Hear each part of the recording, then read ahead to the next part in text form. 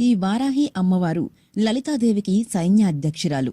లలిత సైన్యంలోని రథ, గజ, తురగ సైన్య బలాలన్నీ వారాహి ఆధీనంలో ఉంటాయి. అందుకే ఆవిడను దండనాథ అన్నారు.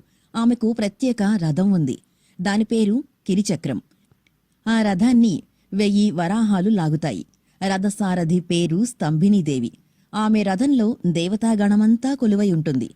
ముఖ్యంగా ఆయుర్వేద మూలపురుషుడైన ధన్వంతరి, దేవవైద్యులైన అశ్విని దేవతలు వారాహి రథంలో ఉంటారు. సప్త మాతృకల్లో వారాహి ఒకటి. ఆమెను లక్ష్మీదేవి స్వరూపంగా కూడా కొలుస్తారు. ఆమె వరాహస్వామి అర్ధాంగి. బౌద్ధమతం వారు కొలిచే వజ్రవారాహి, మరీచి ఆమె ప్రతిరూపాలే. మార్కండేయ పురాణంలోని దేవీ మహత్యంలో శుంభ, నిశుంభ వధ కథ ప్రకారం దేవుళ్ల శరీరాల నుంచి వారి స్త్రీ రూప శక్తులు ఉద్భవిస్తాయి.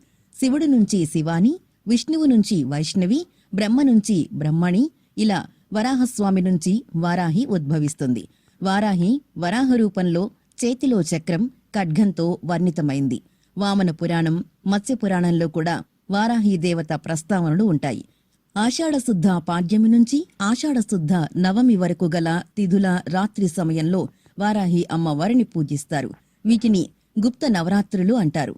అమ్మ స్వరూపాన్ని గమనిస్తే వరాహముఖంతో, అష్టభుజాలతో, శంఖ, చక్ర, హల, ముసల, పాస, అంకుశ, వరద, అభయహస్తాలతో ప్రకాశిస్తూ మనకు దర్శనమిస్తుంది. ఇది మహావారాహి స్వరూపం.